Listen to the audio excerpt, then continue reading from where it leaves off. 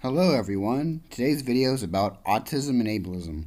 Many of you are wondering what does this have to do with politics. However, there has been more awareness of police brutality and systemic racism in the past several months.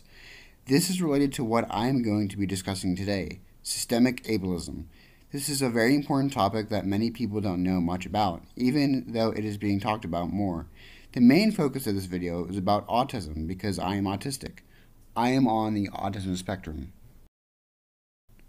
Autism is a developmental disability characterized by difficulties in social interaction and communication, as well as restrictive and repetitive behaviors. Autism is a spectrum, and there are many different levels of autism that an individual can have. Some people have high-functioning autism, and others may have low-functioning autism. The severity of symptoms can vary. For example, an individual with ASD may be very friendly with his peers and may want to have friends, but may do things that negatively affect your friendship, like interrupting, overstepping boundaries, avoiding eye contact, etc. Generally, people on the autism spectrum don't have many friends and are usually excluded from society. Ableism is discrimination or prejudice against people with disabilities. It characterizes those who are disabled as inferior to the non-disabled. To be honest, a lot of people don't know what ableism is. If you go up to a random person on the street and ask them to define racism and then ableism, they will probably only be able to define racism. The world is so full of ableism that ableism is not discussed in schools. However, racism is taught. While discussing racism is a good thing, I believe that ableism must be discussed as well. Many people are so ignorant. Ableism can occur in many different forms. One is a very blatant form where someone says, I don't want to be around people with special needs, obviously. Another form of ableism is not so obvious.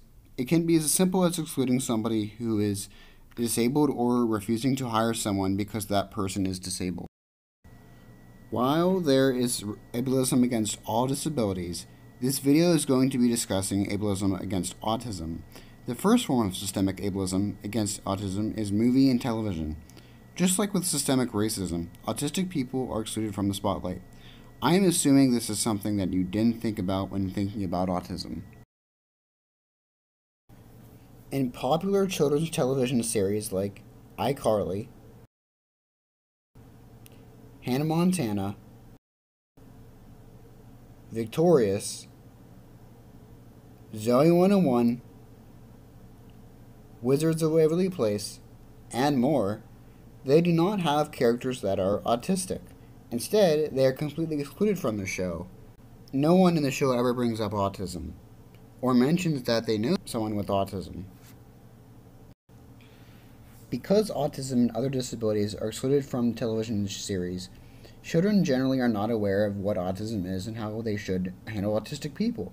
It is pretty well known that children model what they see on television series, at least to an extent. Because autistics are not characters in television shows, people may not see autistics as quote-unquote normal people. Aside from this, there are very few actors that are autistic. Sure, there may be some, but generally speaking, they are not a part of the spotlight. This is a sign that systemic ableism exists. Some of you might be thinking, but there are TV series about an autistic person. The main character in a TV series, like Atypical and The Good Doctor, is autistic. However, the plot of the show is about an autistic. The autism part is unique to the show. These TV series are actually ableist. They portray autism as something vastly different, and both these shows get critical acclaim. These shows get praised for apparently being so nice. In reality, Atypical is ableist. For one, the main character, Sam, who is supposed to be autistic, is actually portrayed by an actor that does not have autism. I have actually watched Atypical and I've noticed several poor portrayals of autism. Yes, each person on the autism spectrum is different. However, there are things in the show that are very unrealistic and falsely portray autism. Now, am I saying that you should not watch Atypical and that it is a terrible TV series? No. I am just pointing out how something is known for being so nice is actually ableist. Here's an article by Forbes that was posted in 2017, around the time the series premiered. It is called Atypical is the best show Netflix has ever made. In the second paragraph, it says, in the end, this is a story of a quote-unquote normal boy in a normal home at a normal school. That makes it cheap. The author used quotation marks around normal. It should be obvious as to why that's ableist. The author just basically said that someone calling this autistic kid normal would be incorrect and that he is not just like everyone else.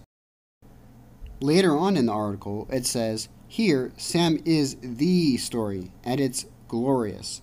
Again, it's saying that the show is so glorious. It's supposedly so glorious because the main character just happens to be autistic. Near the end of the article, it says, for years, we've heard the same tired descriptions of Netflix shows. They're novels. They're 10-hour movies. They're something different. If you employed such a pat description for Atypical, you would be insulting the show's integrity and intelligence. However, I don't think Atypical is anything vastly different. The only change is that the main character has autism. That's it. I do have to say that having a television series where the main character has autism is something good.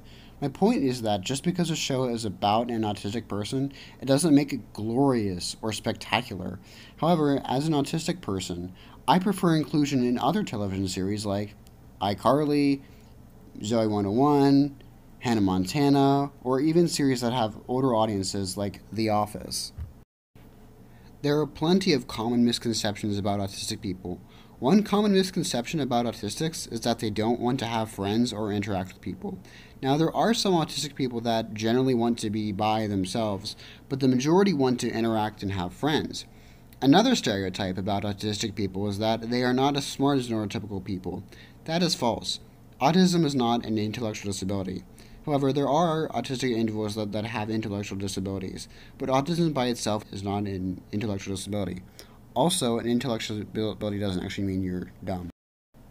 Another common stereotype is that autistics are violent. There is the assumption that school shooters are autistic. Actually, autistics are rarely violent, and school shooters are generally not autistic. The last common stereotype is that autistics lack empathy. This is not the case. Despite popular belief, autistics generally can empathize with peers and know when they have done something right or wrong. There are some things that are commonly associated with autism, and one of those is depression.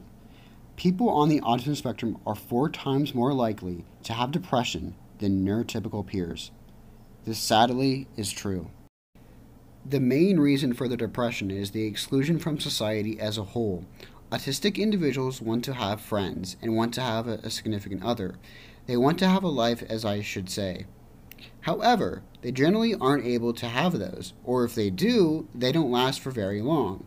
While I admit that autistics have poor social skills, I believe that inclusion of autistic people is a real possibility. An autistic not having any friends and being excluded from fun activities can cause them to feel very lonely, which they are. If you know anything about depression, those swings will turn into depressive thoughts. Also, bullying is also something they have to deal with. Because of all of this, autistic people are at a higher risk of committing suicide. Autistics are generally excluded from the workforce. The unemployment rate for autistics who have attended college is 85%. This is not because autistics don't want to work.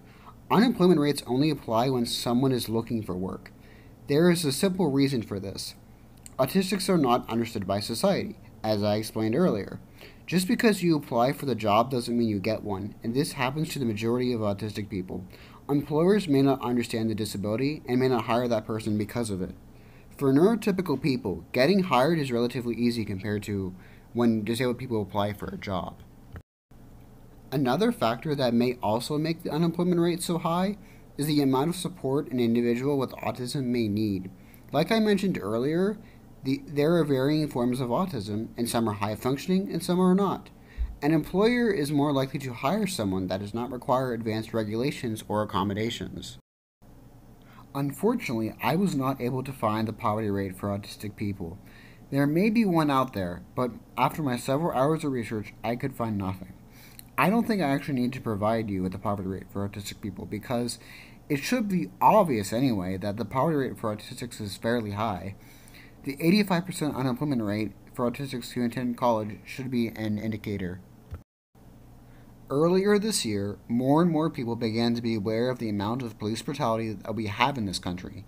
In May, protests began after Derek Chauvin murdered George Floyd, and soon more people began to call for the defunding of the police. I find this to be very important to me, as black people are not the only people to be victims of police brutality. While black people are vulnerable to police brutality, and we should address the issue at hand, another group of people are likely to be victims of police brutality. Autistics are at a high risk of being a victim of police brutality. According to the Autism Institute at Drexel University, 1 in 5 autistic teenagers are stopped by police. This is alarming. As I mentioned earlier in the video, autism is not understood by society. Autistics generally do abnormal behavior. One specific abnormal behavior is stimming. Stimming is behavior consisting of repetitive actions or movements. For example, an autistic individual may stim by rocking from side to side or by hand flapping. Sometimes, stimming can be seen as awkward or suspicious behavior. There are several autistic victims of police brutality. The first case that I will discuss is Oscar Guzman. In 2009, Oscar Guzman was taking a break from work at his family's restaurant in Chicago, standing on the sidewalk watching cars drive by outside. A police cruiser pulled up and 2 officers started asking him questions. Because of his disability, he lacked skills to deal with confrontation. Guzman walked away from the police. The police chased after him into the restaurant, and he yelled that he was a special boy. One of the officers hit Guzman with a baton, cutting a gash.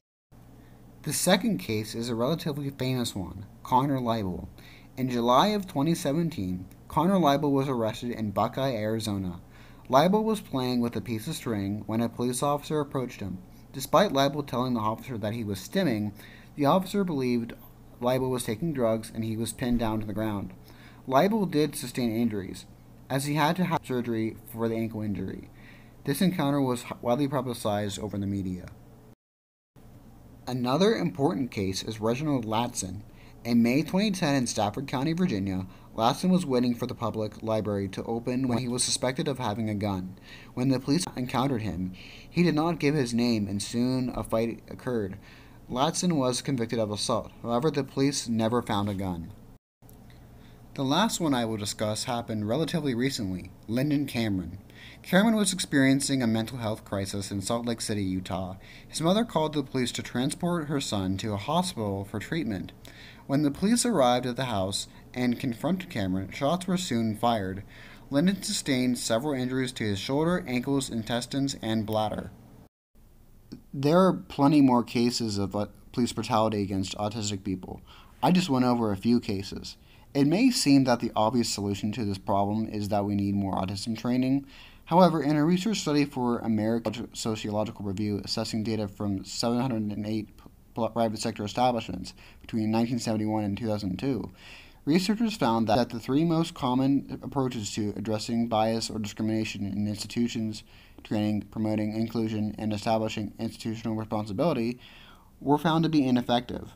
Therefore, I don't think increased training would address the issue.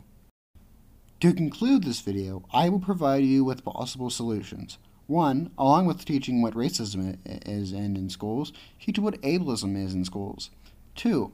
Include autistic people in television series or movies. 3.